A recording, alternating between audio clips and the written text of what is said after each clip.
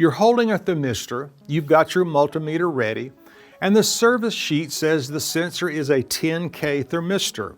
So you probe it, and the meter says 13 kiloohms. Now you're stuck trying to figure out which problem you've got. Is the thermistor drifting and messing up the machine? Or is the number you're expecting not actually what you think it is? Because 10K sounds like it should mean 10,000 ohms on the meter. But that assumption is the trap. I'm David with AppliancePartsPros.com. Let's talk about this.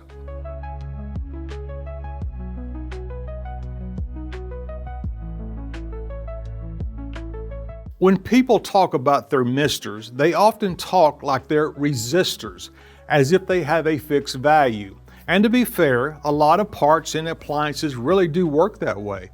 A fuse is either open or closed. A heating element is usually within a tight resistance range. A switch is either making contact or it's not. So when a thermistor is labeled 10K, it's natural to treat it like a 10,000 ohm resistor. You measure it, compare the number, and decide if it's good. That logic is clean, it's fast, it's how you troubleshoot a ton of components. The problem is a thermistor is not a fixed resistor. The whole point of the part is that its resistance is supposed to move, sometimes dramatically, with temperature. And that means a single resistance value by itself is kind of meaningless unless you also know the temperature. Because 10K isn't a resistance value, it's a resistance value at a specific temperature. Most appliance thermistors are NTC thermistors, negative temperature coefficient. That's just a fancy way of saying as temperature goes up, resistance goes down. Cooler air, higher resistance. Warmer air, lower resistance. And the label, like 10K thermistor, is almost always shorthand for 10K at 25 degrees Celsius. That's 77 degrees Fahrenheit, basically room temperature.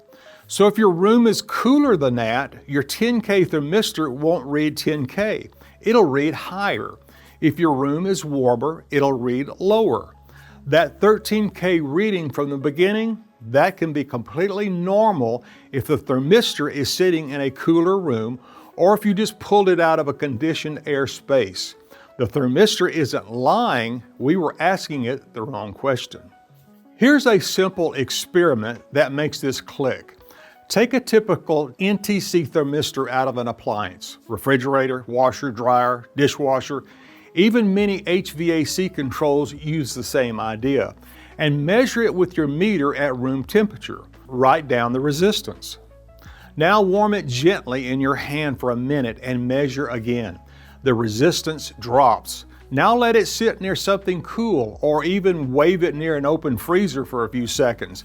Measure again. The resistance rises. Nothing failed, nothing fixed itself. You just watched what the part was designed to do. That's also why thermistors are so useful. The control board isn't guessing temperature directly. It's measuring resistance, then translating that resistance into temperature using a known curve. Which brings us to the next twist. Even if two thermistors are both called 10K, they may not behave exactly the same. Thermistors don't change resistance in a straight line. They change exponentially. That means they're very sensitive over certain ranges and less sensitive over others. So manufacturers define a resistance versus temperature curve for the sensor. Sometimes it's given as a table in the service manual. Sometimes it's an equation. Sometimes you only get a couple reference points like at 32 degrees Fahrenheit, the sensor should be about X ohms. At 77 degrees Fahrenheit, it should be only about Y ohms. And that's why the same thermistor can look wrong if you only memorized one number. Because the truth is, the correct resistance depends on the temperature you're testing it at. And if you don't control the temperature, you don't actually know what the thermistor should read. Across appliances, you'll see a handful of very common thermistor families, usually defined by their resistance at 25 degrees Celsius. A big one is 10K at 25C. It shows up everywhere because it's a sweet spot, easy for control boards to measure accurately, not too sensitive to wire resistance, and common in the supply chain. You'll also run into 5K thermistors, which some manufacturers use for certain washer and dryer sensors. You'll see 47K and 100K thermistors, especially in applications where the sensor runs cooler or where designers want higher resistance for the electronics design. And then there are models with more unique values, like 12K, 15K, or specific curves that are tuned to a particular machine. But here's the important part. When someone says common thermistor resistance values, what they usually mean is common nominal values at 25 degrees, not what your meter should say right now, because right now depends on temperature. So how do you use this in a real appliance repair without turning your kitchen into a lab? First, whenever you see a thermistor spec, 10K, 5K, whatever, look for the reference temperature. If the tech sheet says 10K at 77 degrees Fahrenheit, now you know what 10K actually means. If you can, test at a known temperature. Room temperature is fine if you're close to 77 degrees.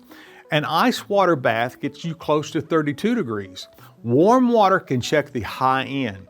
You're not chasing perfection, you're checking whether the sensor moves smoothly and lands near the expected range. Second, watch for behavior, not just a single number. An NTC thermistor should change resistance smoothly as temperature changes.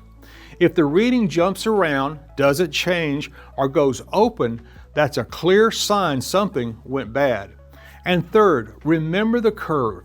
Two 10K thermistors can still be the wrong swap if their resistance versus temperature curves don't match. That's why matching the part number or using a trusted cross-reference is safer than guessing based on the one headline value. If this helped clear things up, give the video a like and let us know in the comments if you've ever tested a thermistor and thought the number looked wrong. And if you need the correct replacement thermistor for your appliance, just use your model number at AppliancePartsPros.com to find the right part the first time. Don't forget to subscribe so you don't miss the next repair.